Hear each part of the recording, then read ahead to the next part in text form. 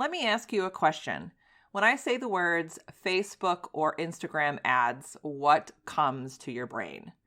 Are you already rolling your eyes? Do you have immediate anxiety just thinking about how you're going to set up an ad? How do you use the ads? Or do you think that they're just a complete waste of money? In today's episode, I'm speaking with Shelby Fowler, and she is a Facebook and Instagram ads expert. You are going to learn when to do ads, when not to do ads, and how to do them properly. And you're going to find out if they're even right for you. All right, let's dive in. Hey there, Mom Boss. Welcome to the Social Media for Mompreneurs podcast, where we dive into Instagram, personal branding, marketing hacks, and content creation strategies, all while balancing family life. And don't forget, we do it the fun and easy way. I'm Allison Scholes, once a corporate marketing coordinator, a teacher, and now podcaster and coach. And yes, I'm that boss lady in sweatpants. Go ahead and hand out the kids' tablets, open those juice boxes, grab your coffee or wine, and hide in your closet. Let's get this party started. Hey, welcome back, everyone. I hope you are ready for some major female power because Shelby Fowler is in the house. She is a Facebook and Instagram ads expert. So if you've ever wondered if you should do ads or how to do them or what not to do with ads, then stick around for today's show. Hi, Shelby. Welcome. Hi, thank you. Thank you for having me. I'm excited to have you because I'll tell you what, Facebook ads and Instagram ads are definitely not my expertise. And I'm going to be honest, I actually avoid them. So before we jump into like the nitty gritty of, mistakes and how to set up a good framework, give us a bit of a background. Why is Facebook and Instagram ads your expertise? I love that. So I started my agency a few years ago, and we were kind of doing all of the things. We were offering like web design, and we were offering social media management and ads. And I found that I really enjoyed working with clients and being able to see the return on investment quickly. That was like super fulfilling to me. So as I grew my agency, I realized I didn't really want to do all the other stuff. So I really simplified my business a little over a year ago. And we've been only doing Facebook and Instagram ads since. And so it's something that I've become like borderline obsessive about. But I think you have to be a little bit obsessive if you're going to get really good at it, because things change so much. And there's all these little tricks and tips and secrets. So I've just really leaned into, learning all the things about it. And isn't that so cool as we go through our businesses, we really find what you said earlier, what fulfills you. And I was kind of in that same spot last year where I was kind of doing all the things, teaching Instagram. I was on Facebook, and then I was in photography, and I had a membership, and I was trying to do something else. And I realized that membership was not fulfilling to me anymore. So I actually shut it down and pivoted. And that's when things actually really happen. Because you say you almost come obsessed with it, but that's when you really niche down and you figure out like your superpower, right? Absolutely. I think it's super normal. And I tell new entrepreneurs all the time, like, don't niche down just yet. Like, explore your options, because what you think you want to do may not be what actually fulfills you. And so sometimes you just have to get in there, get your hands dirty, and figure it out. That's so true, because we were chatting before I hit the record button and you commented on my back wall with the Mickey Mouse decals. And, for those who are listening, you guys might not even know that I started this journey, over 5 years ago. And I thought I was going to be like a Disney World blogger. So you're right. You have to explore what excites you, how you're creative, and figure out in the end what really is going to fulfill you and how you're going to impact your audience at, the best way that you can. Now, I know we're going to jump into, of course, Facebook ads, Instagram ads. And I think people either have like this negative thought process about it because they look at it as, it's going to charge me money. I have to write this super long ad. It has to be out there for so long. So can you give us maybe your top 5 mistakes that people are probably making when they run ads? Yeah, that's a great, great, great question. So number one is not spending enough, right? It's not going to be useful for you to just like throw random amounts of money at it and be like, here, cross our fingers and hope it works out. That's not how it works. You need to have a strategy in place and you need to reverse engineer your success. So look at average metrics for what you're wanting to do. So for instance, if you are like a course creator or coach and you're live launching, and or maybe you are running a webinar and you want people registered for that, there are metrics on that, like on average, for instance, you get, it's going to be $6 to $10 per registration. So if you can kind of dial back and do the math and figure out how many people do you need on there to convert at whatever percentage to get the goal you want, then you can figure out what your ad spend is going to be. But I see a lot of people, and that would go with any type of ad that you're doing, but I see a lot of people just kind of like throw money and then cross their fingers, and that is not going to work for you.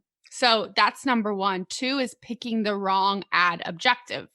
Oh, So when you go to create an ad, you have all these options of what kind of ad you should choose. And that gets overwhelming for a lot of people if you've never run ads before.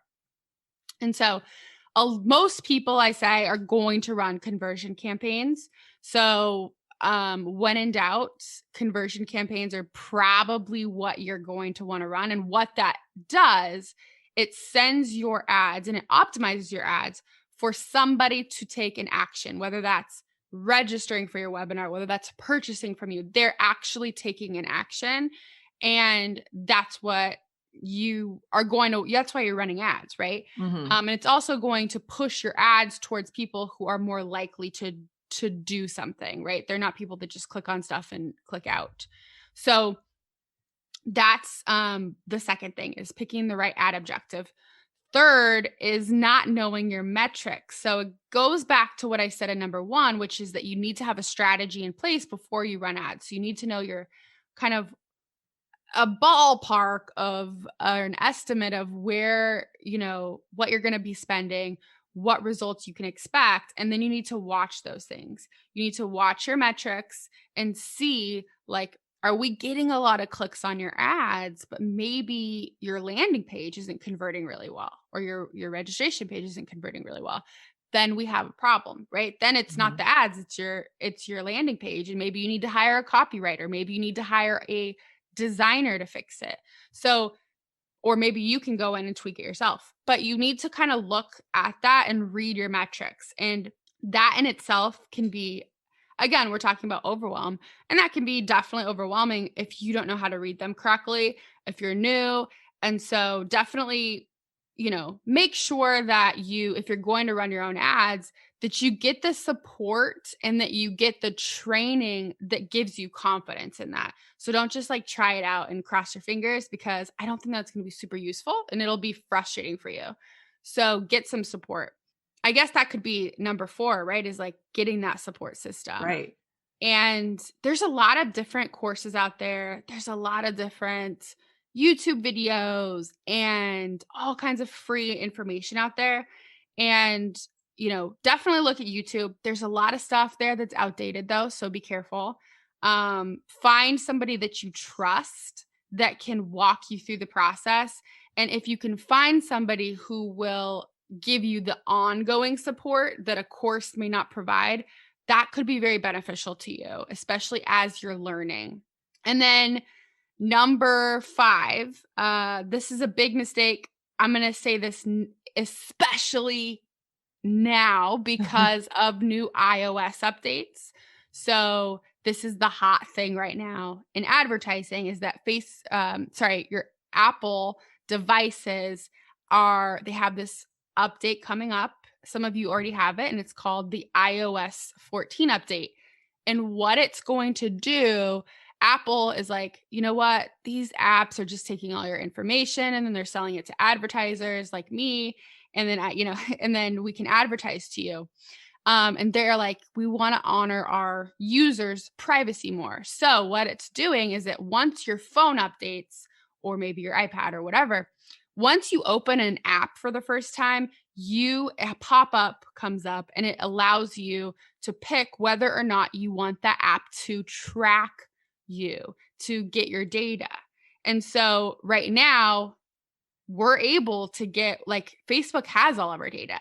But if you don't, if you choose not to let it track you, then if I run ads, I'm not able to see if you click on my ad, if you go to my landing page, I don't get that data.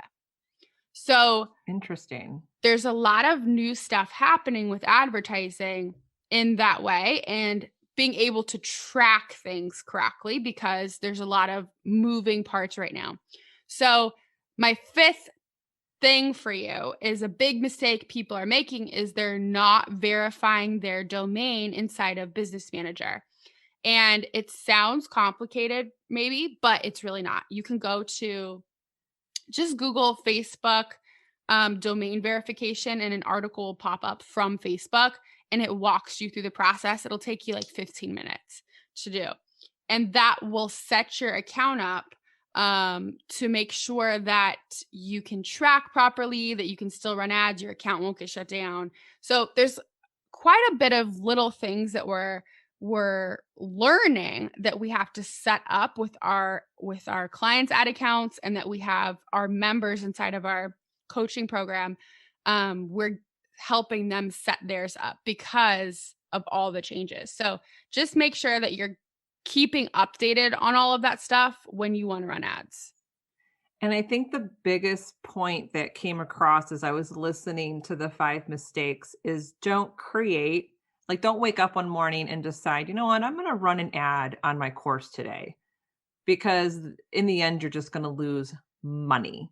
So what you're saying is you really need to reverse engineer the process. What is your ultimate goal? Do your homework, know your objective. So that was a lot of great, great information. A question that came up that I was thinking, who should run ads? And I know that's a very kind of a loaded or a vague question, but there's this idea floating around. Should you run ads, or should you try to sell or grow your business organically? What Mhm. is your take on that? Like, when should you really do ads? So I like to tell people the ads don't fix a broken sales problem. So if you are not getting sales in your business, running ads isn't going to help. Ads are going to amplify what is already happening in your business. So if you have a profitable business, you're selling stuff, you're growing, and you're like, okay, now it's time to really scale this thing. Like, there's only so much time I have to be posting all the time. There's only so much time I have to be messaging people all the time and getting new customers in. I know my product or my service or my programs are selling like hotcakes over here, right? People like them. I'm getting great testimonials. I'm getting great feedback, but I need to scale this. That's when you run ads. So or maybe like we have a lot of clients who are they sell organically a lot, right? And you, it's not ads are going to make it so you don't have to do any organic marketing ever again. That's not how it works, right? You need to Mhm. still be doing organic marketing, but it's going to amplify what you already have going on. So we have clients that, for instance, they've sold a program. They're a coach and they sell programs all the time, organically on Instagram, especially. And they're like, okay, we want this to be more passive. So we are physically going in and like, asking people to join, and we're getting like 100 people a month or whatever. But like, let's make this more passive. Or maybe they're doing it live and they want to make it evergreen. So they want it to continuously be going in the background so people can sign up, go through it, and they don't have to be present for the training. That's when like ads are really going to help you automate this process, right? And again, they don't fix a broken sales problem. So if you have a sales problem, then go get some help with sales. But if you already have a profitable business and you're like, Shelby, I just need this to get going. Like, it's going, and I need it to like, I'm ready for it to start like scaling quickly. And you have the infrastructure ready for that, then that's when ads are going to really help you. I'm so glad I asked that question because I'm sure it clarified a lot for our listeners because I'm sure they're wondering, do I do ads or not? I'm so glad you said once you are profitable, once you are already organically selling and your selling process is really good, then you can use ads to amplify and scale. I love that. If anyone gets anything out of this episode, I think it's really going to be that. Now, do you have a framework for successful Facebook or Instagram ads? There's some components here that are really going to help with your success. Okay. One of them is having a landing page. Wherever you're sending people needs to be tight. It needs to be good. All right. Mm-hmm. So your copy needs to be good. Your design needs to be good. Let me give you an example. We had a client recently who she hired a fabulous copywriter, spent lots of money to get her landing page. It was a sales page for her offer written up. And it was great copy. Okay. We're running ads. We're getting a lot of clicks on the ads, but we're still not getting conversions. And so I asked, like, what's going on? Where's the bottleneck here? And so when I looked at it, I was like trying to think, and I was like, you know what it is? I think it might be that there was like in the order form, when they go in to complete their order, she was asking for their mailing address and their phone number. And I was like, maybe if you take those off, your conversion rate will be better because people are like, well, that's kind of invasive. I don't want to give that info away, right? So if you make it a little bit more simple to check out, then your conversion rates could be higher. And then I looked at it and I said, and here's the thing, your buttons on your page are all this like orangey color, a very pretty color. It was in her branding. And I said, however, psychology says that actually like greens and blues are going to perform better on any buttons on your page. Like if you want people to click on the button to do something or buy or register or whatever, like a green or a blue button performs better. So she changed those overnight and we had like 4 sales in a couple hours. That's amazing. So landing page is one of them, right? And that has like nothing to do with the ads, but you want to look at the whole process, that whole customer's journey. Like how is their process looking? Okay. Mm-hmm. And go through that. So landing page. The second is your ad creative. Okay. So this breaks down into, when I say ad creative, I mean your ad copy and your ad graphics or video. Okay. So your ad copy needs to be speaking to your ideal client or customer. And sometimes when we're doing our targeting, when we pick who we want to see the ads, it can be kind of broad. So this is where in the ad copy, in that written portion of your ad, this is when we call out those people that you want to work with. So when they see your ad, they're like, oh, that's for me.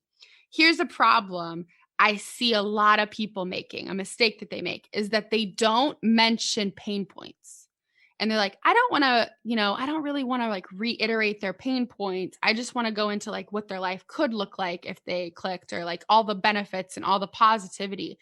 Hey, listen, we all have problems, and the journey that your prospect needs to take when they click on your ad. And this is for people that are not running e-commerce ads. If you're running ads to like an e-commerce store, it's going to be different. You don't even have to really write that great of ad copy. It can be like 2 lines. It's like, don't overthink it.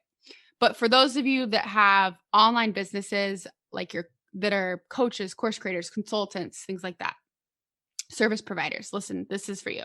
You need to have a hook in which you're drawing people in. That's like the first 1 or 2 sentences of your ad copy.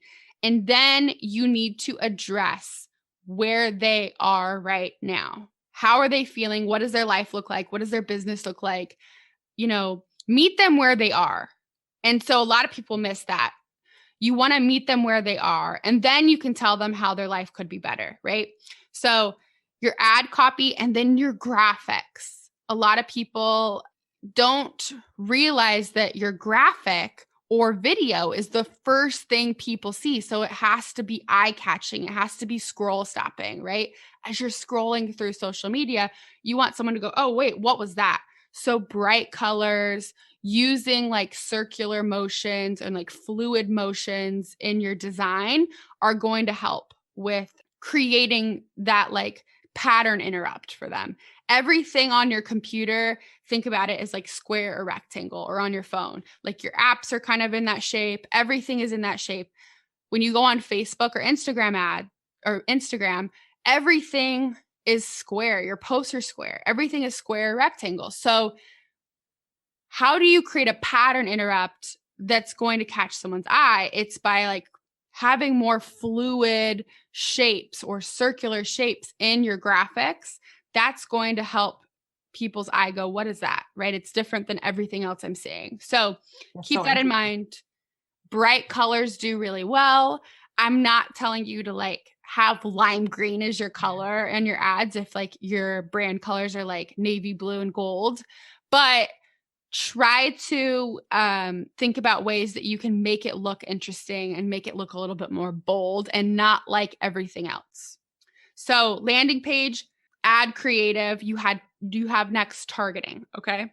So you want to make sure that the right people are seeing your ad, that you're picking the right targeting, picking the right audiences for your ad. So my biggest tip here is to kind of do some brainstorming before you run ads. So think about, what other business pages would my ideal client or customer be following? What other public figures would they be following on Instagram or Facebook? And start to make a list. You can use a tool called Facebook Audience Insights, and you can kind of play around with that.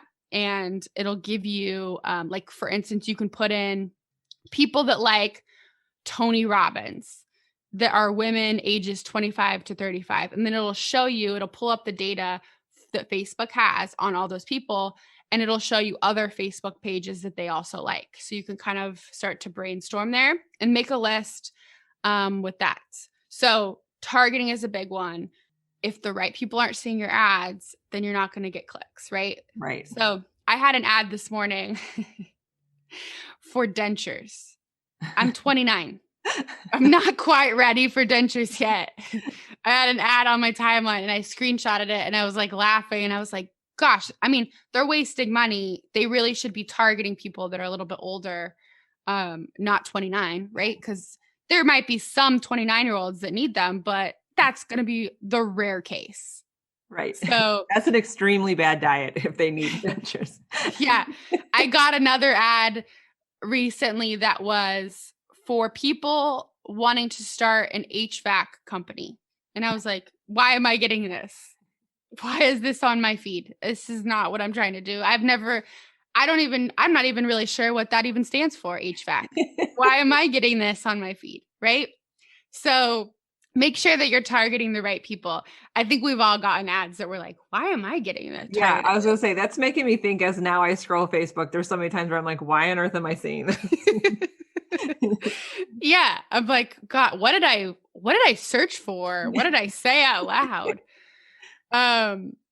Okay. So that's the other thing. And then if you really want to, you have your ad copy, you have your ad graphics, you have your landing page set up, you have your targeting set up, and make sure that you're going through like even age ranges, right? Like of who would be a best fit for you as a client or customer. And also remember that here's what we always recommend with targeting.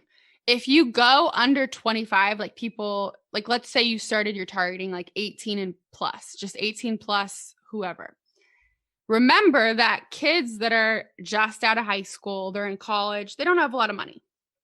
Okay. So if your product or program costs money that requires a larger investment, then you may not want to target that demographic. So I would bump it up to maybe 25 plus or 30 plus, right? And then the same goes for if it's too broad, like if it's 65 plus, remember, like, who is your ideal client? And don't get freaked out about this. Like, it's okay to have an age range, like Mm-hmm. usually 25 to 55. That's a popular one, right? Because it's not people, you're not dealing with people that have struggle with using online platform. They're not used to that really. And you're not dealing with people that don't have money either. So you're kind of like in that little gap right there.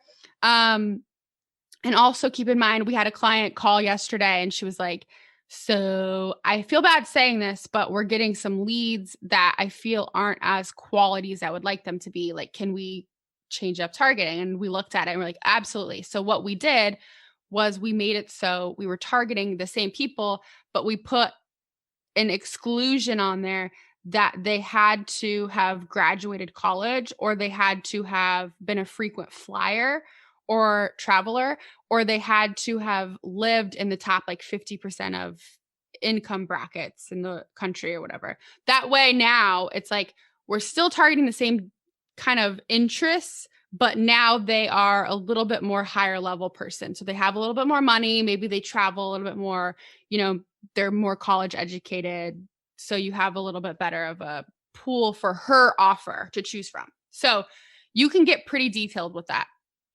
and go down a rabbit hole for sure. Because that's all in like the target audience, right? That Yep. you can go on there and do all the exceptions. Okay. Wow. Yep. You can do so much with it. So the other thing is your pixel and events. You want to make sure that your pixel is set up correctly on your website and make sure your domain is verified. And also you can set up events so that when people like click on a button on your website, on your landing page, it tracks it as, you can set it up so that button is tracked as complete registration or something. So when people click it, it'll show you inside of Ads Manager, you had 10 complete registrations. 10 people clicked on that button, basically. So make sure that those are set up before you run ads.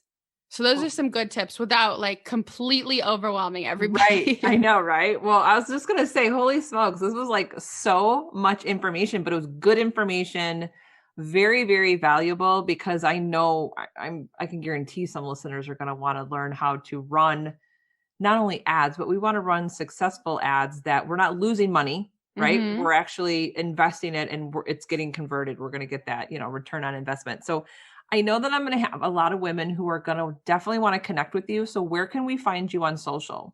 You can find me on Instagram at Life with Shelby. That's my username. You can find me, my website is fempiremedia.com and you can kind of play around on there. I have a free Facebook group. If you find me on Facebook, it's like on my personal profile, you can find me as well. And I'm also launching a podcast very soon here. So you can search that. It'll be Irresistible Facebook Ads with Shelby Fowler. So you can search that for more free info. And I have tons of free content on my website as well. We have blog posts going up weekly with free Facebook training. Very cool. And congrats on your upcoming podcast. I will make sure that all your stuff is in the show notes so our listeners can go grab your information. But this was an awesome conversation. And thank you so much for being on the show. Thank you for having me. Thank you for tuning in today. If you loved today's episode, then please head over to iTunes, social media for mompreneurs, and leave a review. Your review helps grow the show. And don't forget, head to bossladyandsweatpants.com to grab all my freebies and hang out with me on Instagram at Allison Scholes. I'll see you soon.